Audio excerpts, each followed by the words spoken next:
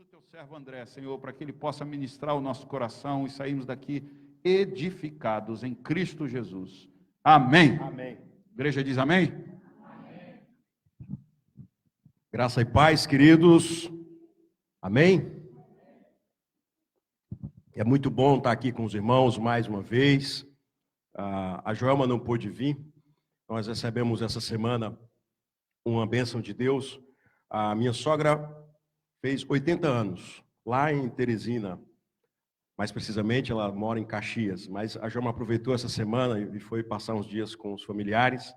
E, providencialmente, depois que terminar o culto aqui, ela vai estar chegando aqui em Congonhas. Então, ela ficou muito triste de não poder participar aqui, até porque contei para ela que ia ter depois um caldo, né? E aí ela disse, poxa, mas eu vou ter que ir para o aniversário da minha mãe de 80 anos. Ela mandou um abraço para os irmãos e eu fico muito feliz de poder participar desse momento de culto. Nós já poderíamos ir para casa, né, Jean? Pastor Jean. Já poderíamos sair daqui alimentados com essas canções, até porque essas canções, a letra, ela renova a nossa alma, o nosso espírito, ela fortalece a nossa fé.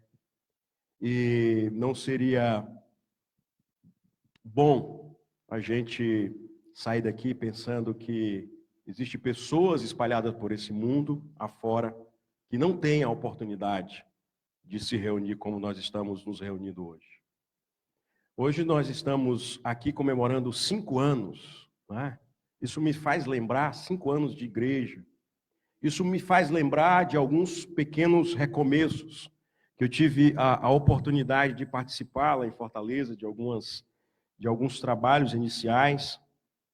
E eu sempre costumo pensar na ideia de que a gente não pode menosprezar ou desprezar os pequenos recomeços. Não despreze os pequenos recomeços. Essa igreja, ela continuará crescendo na graça do Senhor Jesus Cristo. Vocês viram quantas crianças tem aqui, né? Semana ouvindo um missionário que está ali numa região da Europa, na França, ele falando da igreja a qual ele pastoreia. São 5 igrejas que têm 20 membros. E não tem criança, só tem adulto acima de 60 anos. Ele contando os desafios que ele tinha, né, para poder alcançar aquele povo que já foi evangelizado, já conheceu o amor de Deus, mas agora, por um caminho da secularidade, eles não querem mais saber de Deus, eles acham que viver sem Deus, viver com Deus não é essencial. Né? Então nós temos a oportunidade de abrir as portas da nossa congregação, da nossa igreja, e cantar louvores a Deus, alimentar a nossa fé, para a gente sair daqui e amanhã atuar, né? Atuar onde Deus tem nos colocado. Então, diante desse desafio de compartilhar sobre missões, ou sobre a missão, queria dizer que a missão é de Deus. Guarde isso no seu coração. Existe um movimento de Deus na história. Deus não está alheio à humanidade, à história. Há lugares que o evangelho é difícil de ser proclamado, evangelizado, mas Deus está fazendo coisas maravilhosas. Deus está alcançando, salvando, redimindo. A obra dele não para. Então, a missão é de Deus. O que nós fazemos com essa missão? Nós obedecemos. Ele nos convida para a gente participar desta missão. Então, o que eu quero compartilhar nessa noite é o tema da reflexão. Nós vamos ler um texto do Evangelho de Mateus, capítulo 24, versículo 14. E nós vamos conversar sobre quando Deus chama você para a sua missão. Ou melhor, Deus chama você para a sua missão. Mateus, capítulo 24, Nós vamos ler apenas o versículo 14.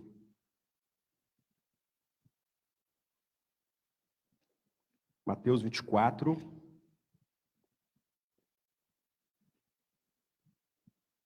Versículo 14. Vamos ler todos juntos, a uma só voz? Evangelho de Mateus, capítulo 24, versículo 14. E este evangelho do reino será pregado em todas.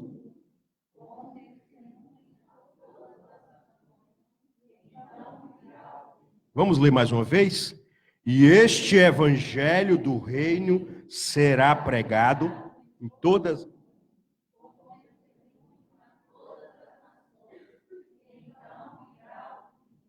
Vamos orar mais uma vez? Senhor nosso Deus, nosso Pai amado, te louvamos e te agradecemos pela oportunidade de abrir as nossas bocas, os nossos lábios e render glórias a Ti.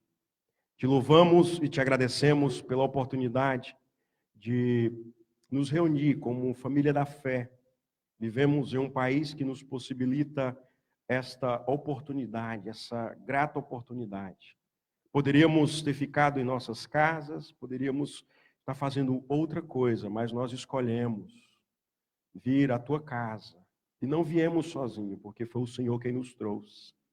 E até aqui nós estamos rendidos, contritos, diante da tua palavra, que ajuda a gente a compreender quem o Senhor é e quem nós somos. E nós queremos abrir o nosso coração e a nossa mente para alimentar a nossa alma, o nosso espírito, o nosso coração, a nossa fé, para que saiamos daqui fortalecidos. Continua abençoando esse povo que se reúne aqui, essa igreja, nesse local, nessa cidade. É no nome de Jesus que nós oramos. Amém. Esse é um texto muito significativo. Esse é um versículo que é uma profecia de Jesus.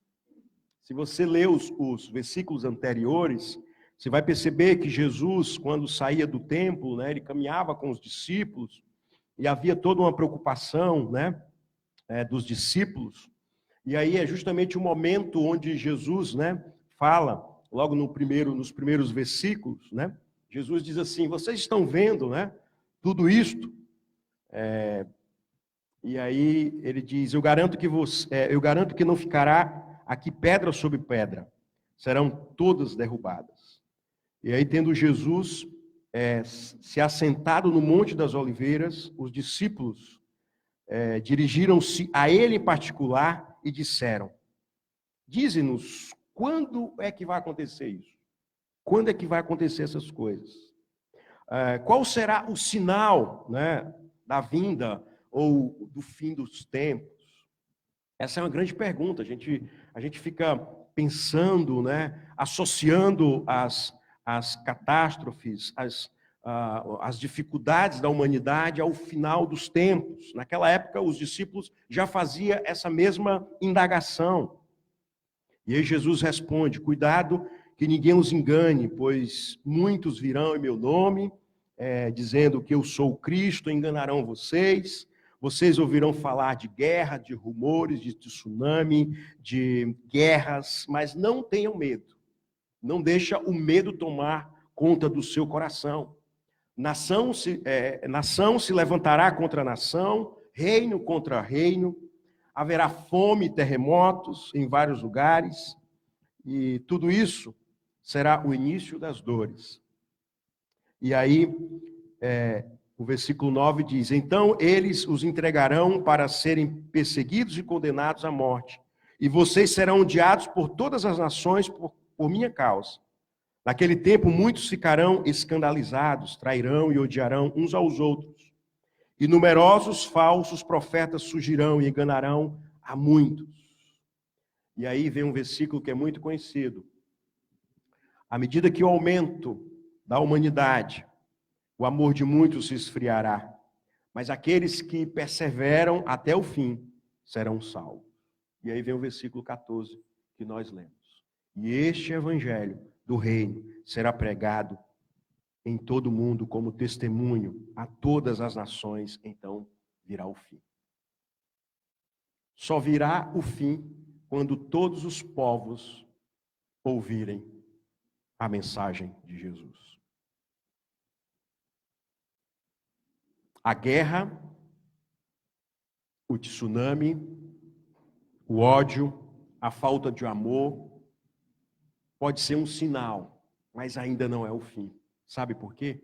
Porque milhões de pessoas ainda não ouviram falar de Jesus Cristo. Pelo menos no Brasil, 9 povos, etnias, ainda não ouviram falar de Jesus. Ainda não o conheceram. Ainda não tiveram encontro pessoal. E nós tivemos esse encontro, essa graça, esse favor de Deus chegou até nós. E aí, o desafio para nós como igreja é justamente entender que a missão é de Deus, é Ele quem faz a obra, é Ele quem levanta as pessoas para que se envolvam nessa missão dele, mas nós temos uma responsabilidade. Deus nos chamou para participar da sua missão. Ou seja, nós somos uma igreja local, engajada, envolvida, mas também, ao mesmo tempo, nós somos uma igreja global. Nós somos uma igreja que deve estar atenada às necessidades daquelas pessoas que ainda não ouviram do Evangelho. Portanto, fazer um aniversário de 5 anos e ressaltar o tema de missões, ou da missão, é muito significativo. Porque as igrejas que crescem são as igrejas que estão envolvidas, desde a sua raiz, com a missão. Isso a história tem demonstrado. A igreja que cresce é a igreja que está envolvida com missões. A missão da igreja, fundamental, é ser missionária. A missão da igreja é ser missionária. Poderíamos colocar uma faixa com a visão desta igreja e poderíamos colocar nela: esta igreja é uma igreja missionária, é uma igreja que está antenada às necessidades da cidade e às necessidades do mundo. John Stott vai dizer o seguinte, uma frase muito interessante, pastor John Stott, né? Ele diz assim: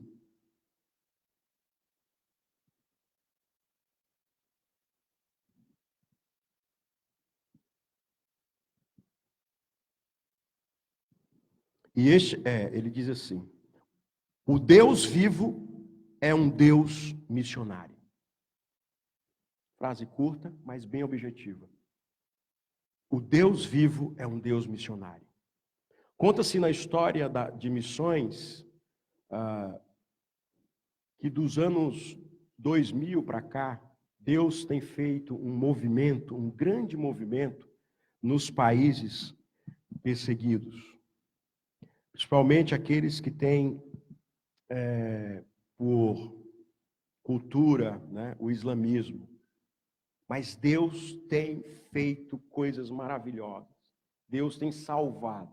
Deus tem levantado igreja, mesmo diante de perseguição, de lutas. Grupos têm se levantado para testemunhar do amor de Deus. Agora, por que isso tem acontecido? Primeiro, porque essa perspectiva que o nosso Deus, ele é vivo, ele vivo está, e ele está atento a todas essas questões, ele é um Deus missionário, e também porque ele tem movido o coração de pessoas para participar dessa missão, participar desse propósito. Nós fomos escolhidos, chamados, né, para sermos abençoadores, como nós ouvimos aqui. Então, não é bom a gente saber de uma boa notícia e conter aquela boa notícia só para nós.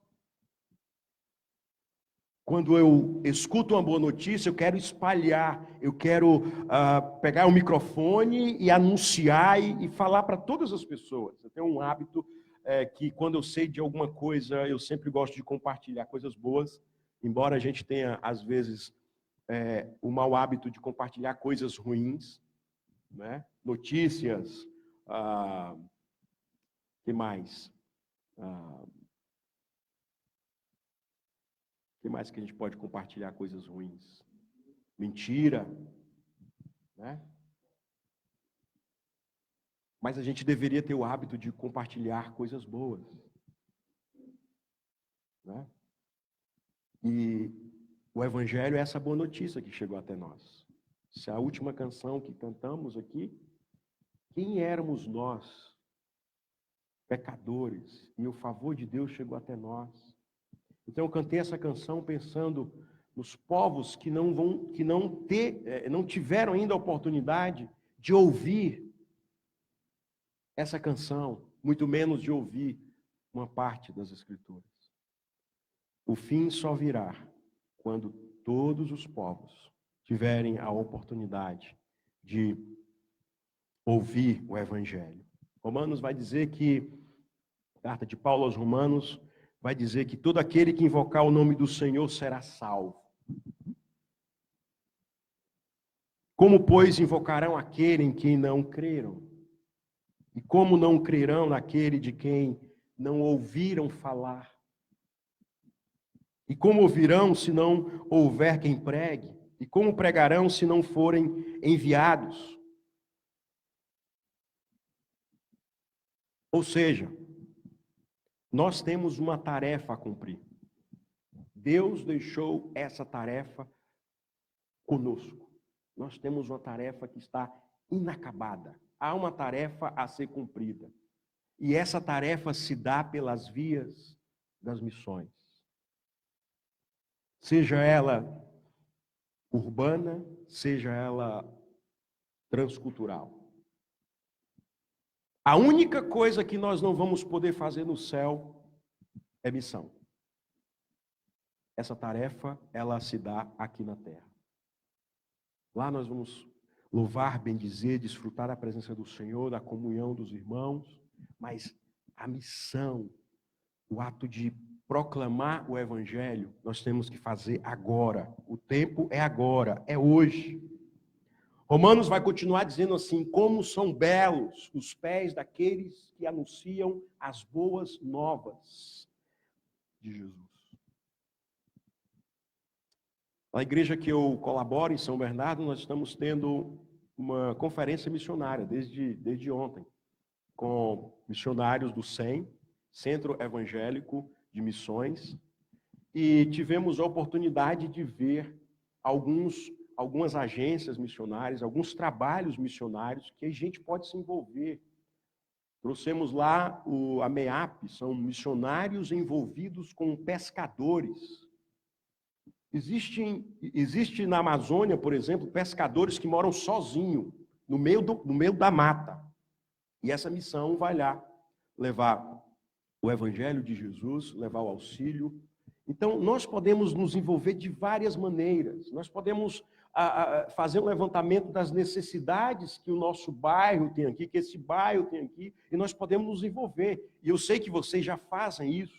Haja vista esse trabalho de poder atender as pessoas, acolher as pessoas, esse trabalho de poder ensinar as pessoas, né, por meio, seja da psicopedagogia, até mesmo do atendimento ao coração, à alma das pessoas, ouvir as pessoas, mas nós podemos ir além. Nós podemos, por exemplo, nos envolver no local onde nós estamos inseridos e assim cumprindo a missão que Deus nos deu. Lá no trabalho. Porque da mesma forma que é difícil para o missionário que está lá no campo anunciar o Evangelho, criar um relacionamento com as pessoas, nós também temos que ter estratégias para fazer isso onde Deus nos colocou, com muita sabedoria, com muita habilidade. Lá na escola, os jovens que estão aqui, o desafio que vocês têm de ser uma geração que realmente passa aquilo que vocês acreditam. Quero lhes contar uma história e fazer uma referência, uma indicação de um livro, talvez alguns aqui, somente para os jovens. Chama-se Mochila nas Costas. Esse livro é um livro da Ultimato, editora Ultimato. Alguém já ouviu falar desse livro? Mochila nas Costas? Não vale o Pedro, né? O Pedro deve conhecer tudo. Mochila nas Costas é um livro, é o diário que foi escrito pelo nosso querido pastor Elbelin César, que faleceu, se não me falha a memória, ano passado. Ele pegou um outro diário do missionário Asbel Green Simon. E ele traduziu, ele fez uma resumida e escreveu esse livro, Mochila nas Costas, que vale a pena os jovens lerem. Por quê? Não só o jovem, mas todos. Porque mostra a história de um jovem que abdicou da sua herança para vir para o Brasil, e se hoje nós estamos aqui, é fruto dessa escolha que ele fez. E o que eu acho interessante, a narrativa vai mostrando que a família de Asbel Green-Simonton era muito rica, muito próspera. E, como você sabe, a tradição da igreja presbiteriana, a tradição das igrejas reformadas, é que a criança ela é batizada, nós cremos no batismo infantil, e na adolescência ela faz a profissão de fé. Isso não aconteceu com Asbel Green-Simonton. Pasmem. Eu fiquei chocado. Ele não fez a profissão pública de fé dele na adolescência. E aí o diário vai contando, né? Ele era um aventureiro, viajava, colocava, por isso tem esse título, né? Mochila nas costas. Colocava o mochilão nas costas e viajava pelo mundo. E aí a mãe, sempre envolvida no trabalho da igreja, em oração, sempre orando por ele. E o que me chamou a atenção é que o Asbel Green-Simonton, em um das suas escritas lá do seu diário, ele dizia que tinha muita dificuldade de compreender a ação redentora de Deus para com a sua vida. Por isso que ele não queria fazer uma pública profissão de fé apenas da boca para fora. Quando ele chega mais ou menos na juventude, e a mãe insistentemente orando para que Deus alcançasse o coração do seu filho, ele resolve fazer, não lembro com quantos anos, mas possivelmente mais de 20 anos, ele decide fazer a pública profissão de fé. E o que é mais lindo dessa história é que logo em seguida ele decide se tornar missionário e dedicar toda a sua vida em prol do Evangelho. E o restante da história você já deve saber, né? Ele veio para o Brasil, primeiro missionário, veio para o Brasil, logo em seguida, não logo em seguida, mas alguns anos depois, ele morre de febre amarela. Mas o que eu quero destacar dessa história é justamente isso. É que quando há uma convicção no coração, nós nos dispomos. Quando nós entendemos que a missão, ou fazer missão, não está associada àquilo que a gente estava conversando ali no gabinete, né, com o Jean, que não é necessariamente uma agenda que a igreja tem de atividades, ou um ministério específico com algumas pessoas só envolvidas, com coração na obra, ou apenas vinculada a conferências missionárias. Existem igrejas que fazem todo ano, mas só se pensa em missão naquele final de semana que tem conferência missionária. Não, é um estilo de vida, é uma entrega. Nós podemos nos envolver, tem vários trabalhos que nós podemos fazer, que você pode fazer. Nós somos um povo muito privilegiado. Por que Deus está chamando a igreja brasileira para participar da sua missão? Porque nós somos o povo que tem livre acesso em qualquer lugar que queiramos ir. Você decidir hoje, amanhã, ir para o Iraque, você consegue ir. Tirando as dificuldades de visto, de entrada, mas por ser brasileiro, não é? Tem essa facilidade. A outra facilidade é que nós somos um povo que gosta de se relacionar, de conversar. Isso facilita muito. Então Deus está nos chamando para abençoar outras famílias. Fazer missão é isso. É entender que Deus nos alcançou, que Deus nos chamou e que Deus agora quer que a gente anuncie as boas novas para aqueles que estão à nossa volta. Que essa igreja nunca esqueça que a igreja que cresce é a igreja missionária. O propósito de Deus é abençoar. Nós poderíamos ler o chamado, né, de Abraão, é justamente nessa perspectiva. Deus nos chamou para abençoar com o Evangelho outras famílias. Sem o evangelho, nós não conseguimos abençoar ninguém. Sem a mensagem da cruz, da redenção, de Jesus Cristo de Nazaré, e eu estou falando aqui justamente levar a mensagem de Jesus Cristo de Nazaré. Tem uma diferença entre nós anunciarmos apenas a placa da nossa igreja ou os benefícios que Jesus pode dar para a pessoa, do que mostrar Jesus, o Cristo de Nazaré, aquele, o Filho de Deus, que se entregou por nós, que cumpriu a sua missão na terra, que foi a lugares difíceis, que amou até o fim, que não desistiu. Se hoje nós temos a possibilidade de amar, é porque Ele nos amou primeiro, né? A gente lê, porque Deus amou o mundo de tal maneira que deu o seu Filho único, para que todo aquele que nele crê não pereça, não morra, mas vive eternamente. Mas a carta de João diz, nós só temos a possibilidade de amar, porque Ele nos amou primeiro.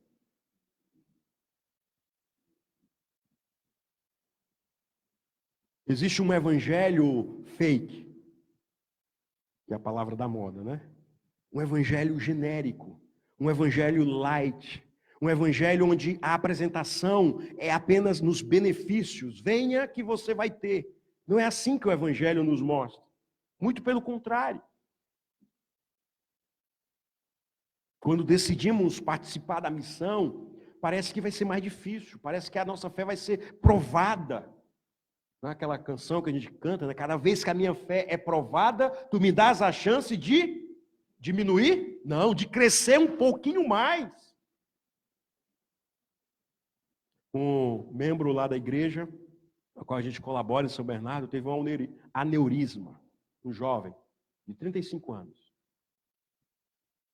Há 2 anos atrás, a família perdeu o filho, jovem, por câncer.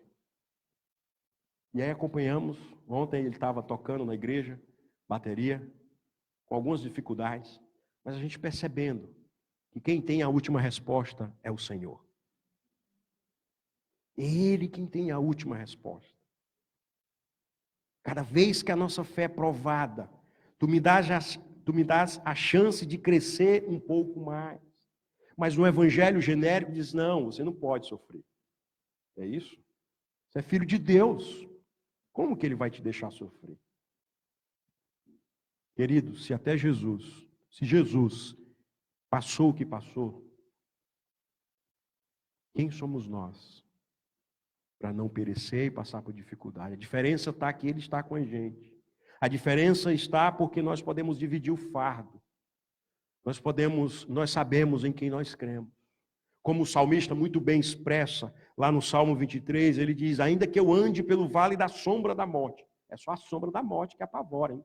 Não é a morte ainda. E ele continua, ainda que eu ande pelo vale da sombra da morte, eu não temerei, porque tu estás comigo. Essa convicção que nós precisamos ter, e através dessa convicção nós vamos compartilhando da nossa vida com outras pessoas e elas vão percebendo o quanto é bom conviver com o Senhor. Por quê? Porque Ele é a paz. Ele é a própria paz. Vivemos dias difíceis, onde as pessoas não conseguem mais viver, não conseguem mais dormir. A ansiedade toma conta do coração e nós podemos testemunhar assim, eu tenho paz no meu coração, porque eu sei em quem eu creio. A minha vida está nas mãos dele. Não importa o que me aconteça. É disso que eu estou falando, do sentido da gente compreender um evangelho que nos impulsiona a ir à frente. Quem sabe possamos planejar daqui a 5 anos essa igreja aqui duplicar. Não de outros crentes de outras igrejas, mas de pessoas que não conhece o evangelho ou conhece esse evangelho distorcido. Esse é o desafio da gente fazer missão aqui no Brasil, de apresentar um evangelho genuíno de Jesus Cristo, como diz C.S. Lewis, o evangelho puro, simples.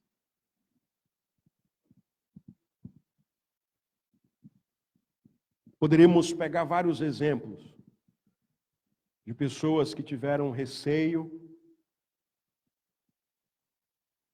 diante da primeira convocação que o Senhor fez para cumprir a missão. poderíamos pegar a história de Moisés. Diante do convite que o Senhor fez, ele logo de início diz: não dá. Não tenho condições, quem sou eu? Mas eu gosto muito da ideia do apóstolo Paulo, da ousadia e da coragem que permeava o coração do apóstolo Paulo de anunciar o evangelho, logo após, a sua entrega total, logo após a sua conversão. Ele não media esforços, seja financeiro, seja físico. Ele queria, custe o que custar, anunciar o evangelho. E aí, nas suas belíssimas viagens missionárias de entrega. Então, a gente pode aprender hoje que o evangelho do reino de Deus precisa ser pregado em todo o mundo. E ele é pregado por meio do testemunho, da vida, E só virá o fim, quando todos os povos, espalhados pela face da terra, tiverem a oportunidade de ouvir quem é Jesus. Nós podemos nos engajar? Podemos, nessa tarefa. Deus nos chamou para nos envolvermos nessa tarefa. O grande desafio agora é conciliar a nossa agenda pessoal com a agenda de Deus. A nossa agenda de prioridades com a agenda de Deus. Romanos vai dizer, apóstolo Paulo, Romanos capítulo 15, versículo 20, que ele tem o versículo 20 diz que ele sempre fazia questão de pregar o evangelho a lugares que ainda não havia o conhecimento de Jesus, do evangelho. Sempre fiz questão de pregar o evangelho aonde Cristo não era conhecido. Você pode se envolver nessa obra. Você pode se envolver nesta obra aqui, neste lugar. Tantas missões, urbanas que estão aí. Na semana passada, eu vi um movimento ali das igrejas do centro, de uma rede do centro, uma rede que está preocupada com as dificuldades do centro de São Paulo. Quantas coisas nós temos de bom que a gente pode se espelhar, se envolver, se engajar e assim cumprir a missão de Jesus, de anunciar o seu evangelho, de dar testemunho, de abençoar outras famílias. Portanto, Deus é um Deus missionário. A missão é de Deus. Não há nenhum mérito ao sairmos daqui, fazer qualquer tipo de trabalho, seja urbano ou transcultural, em nós mesmos. Não são os missionários que fazem a obra, é o Senhor quem faz a obra. A missão é dele. É ele quem faz a obra. Mas ele nos chama, ele nos convida para participar dessa missão. E aí vem a terceira parte que nos compete, termos coragem. A coragem que foi dada àqueles 3 jovens lá diante do Nabucodonosor. Lembra? Sadraque, Mesaque e Abidnego? Nabucão era como se fosse o Trump da época. Poderoso. Aí você lembra da história. Eles trabalhavam lá, tiveram a oportunidade, foram convidados, foram nomeados pelo próprio Nabucão, o Nabucodonosor, para trabalhar para ele. De repente, o Nabucão quer que ele se prostre diante de um ídolo e ele disse: não podemos abrir concessão.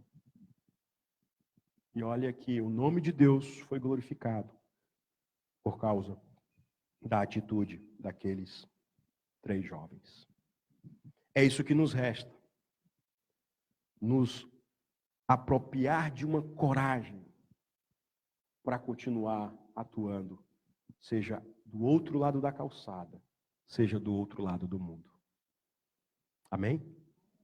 Que Deus nos ajude Queria convidar você a curvar sua cabeça, ter um momento de